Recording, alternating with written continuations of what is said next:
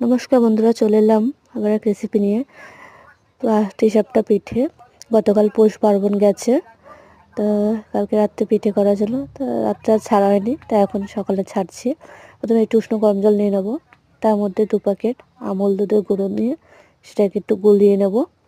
তার মধ্যে এবারে সুজি দিয়ে দেবো, সুজি দিয়ে ওইটাকে একটু ভালো করে এর সাথে মিশিয়ে নেব। প্রথম থেকে শেষ অবধি দেখবেন, আশা করি আপনাদের অবশ্যই ভালো লাগবে।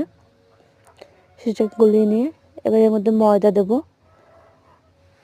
ময়দাটাকে অল্প অল্প করে ময়দা দিয়ে মিশিয়ে নেব।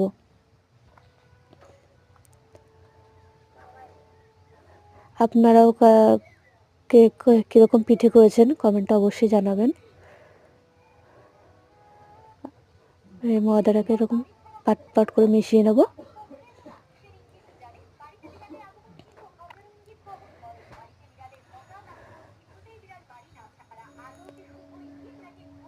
এরকম একটু নাড়াচাড়া করে মিশাতে থাকবো।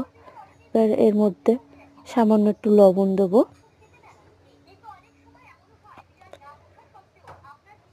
সামান্য লবণ দিয়ে এবার এর মধ্যে চিনি দেবো। চিনি দিয়ে এটাকে একটু মিশিয়ে নেব। মিশানো হয়ে আসলে আবার একটু চিনি দিয়ে দেবো, দিয়ে আবার এটাকে একটু মিশিয়ে নেব। এরকম ভালো করে এরকম নাড়াচাড়া করতে হবে যতক্ষণ না ব্যাটারটা তৈরি হয়ে আসে। আমার ব্যাটার তৈরি হয়ে এসেছে, দেখুন। এরকম একটু দেখে নেবেন, বেশি পাতলাও না বেশি ঘনও যাতে না হয়, এরকম যাতে হয়, তাহলে কি পিঠেটা হবে না, উঠবে না। এবার কড়াইতে সর্ষের তেল দেবো, কড়া ডাগা দিয়ে এবং একটু ডলে নেবো কড়াটা তেলটা দিয়ে। এবার এর মধ্যে গোলানো পিঠের এগুলো দিয়ে দেবো, দিয়ে এরকম একটু গোল করে নেব।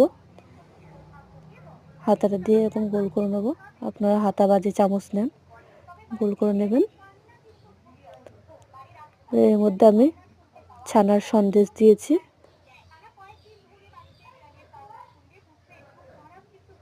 নারকেলের পুরো চাইলে দিতে পারেন, ছানার সন্দেশ পুর দিয়েছি। এইভাবে এটাকে সাজিয়ে নিলাম। এবার এটাকে এরকম পাল্টে দেবো, তুলবেন এইভাবে, কিছুক্ষণ রাখবেন, রেখে একটু পাল্টে নেবেন। ভেতরটা দেখে নেবেন কাঁচা থাকে, যাতে কাঁচা না থাকে, এখানে এরকম তুলে নেবেন। আমার হয়ে গেছে, কেমন হয়েছে সবাই বলবেন, ভালো লাগলে লাইক